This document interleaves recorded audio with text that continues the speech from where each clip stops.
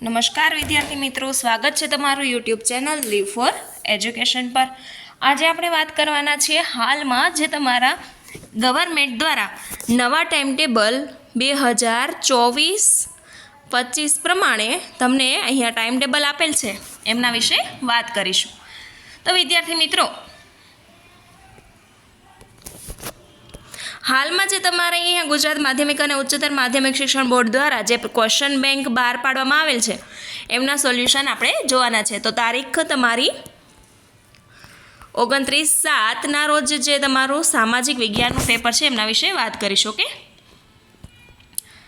તો વિદ્યાર્થી મિત્રો, આજે આપણે અહીંયા હું તમને પ્રેક્ટિસ પેપર પહેલાં આપું છું। આ પ્રેક્ટિસ પેપરમાંથી ઓછામાં ઓછું ક્વેશ્ચન બેંકમાં આ જ રીતે હશે, તથા આવતીકાલે ક્વેશ્ચન બેંક પહેલાં સૌથી પહેલાં મારી ચેનલ પર તમને મળી રહેશે। આવતીકાલે સવારે પેપર તમને મળશે।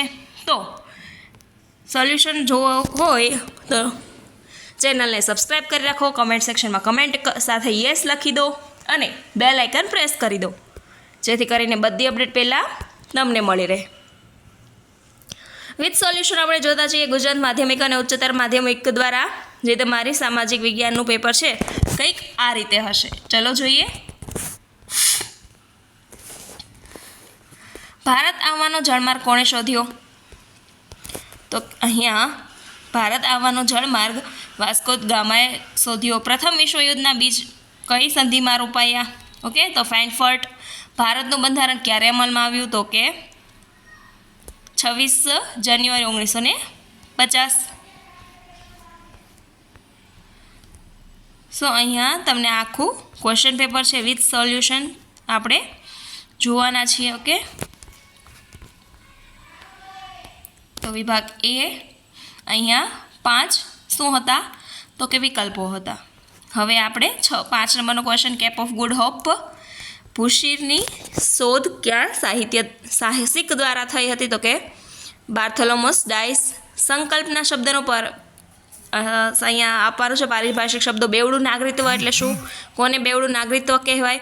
તો કે દેશના દરેક નાગરિક એક દેશનું અને બીજા પોતે જ વસવાટ કરતી હોય તેવા રાજ્યનું નાગરિકત્વ ધારણ કરી શકે તેને બેવડું નાગરિકત્વ કહે છે। બેલ્જિયમના રાજા લિયોપોલ્ડે ખાલી જગ્યાના વિશાળ પ્રદેશ કબજે કરી પોતાની સત્તા સ્થાપિત। તો અહીંયા આવશે કોંગો। પ્રથમ વિશ્વયુદ્ધમાં પારિજિત રાષ્ટ્રો સાથે સંધિ કરવામાં આવે તેમાં કઈ ભાવના હતી? તો વિદ્યાર્થી મિત્રો, આ તમારું પ્રેક્ટિસ પેપર છે, વેરની ભાવના હતી। ઓકે, 9 નંબરમાં આવશે બંધારણ।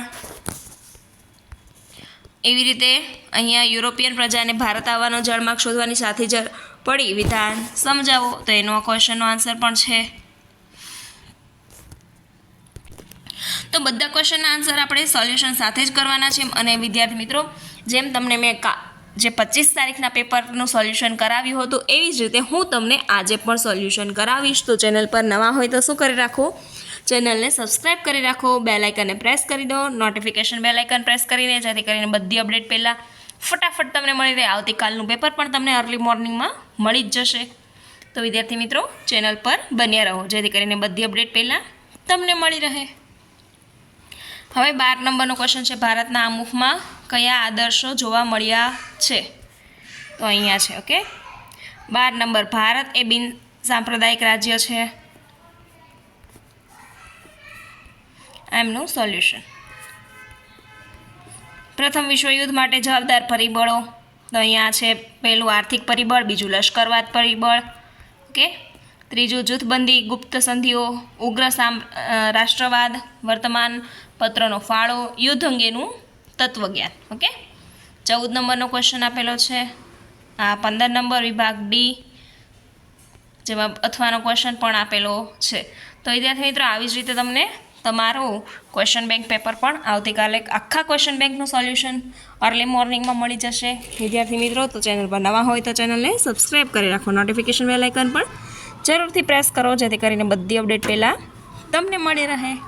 જેમ આવતીકાલના પેપરનું સોલ્યુશન તમને ક્વેશ્ચન બેંક સાથે હું કરાવીશ લેખિતમાં, અને એની PDF ફાઇલ જો તમારે જોતી હોય તો કમેન્ટ સેક્શનમાં ટેલિગ્રામ ચેનલ પરથી તમે લિંક મળી જશે, તો એ પણ તમે મેળવી શકો છો। વિડીયોને છેલ્લે સુધી જોવા માટે ધન્યવાદ. બીજા વિડીયો માટે ચેનલ પર બન્યા રહો.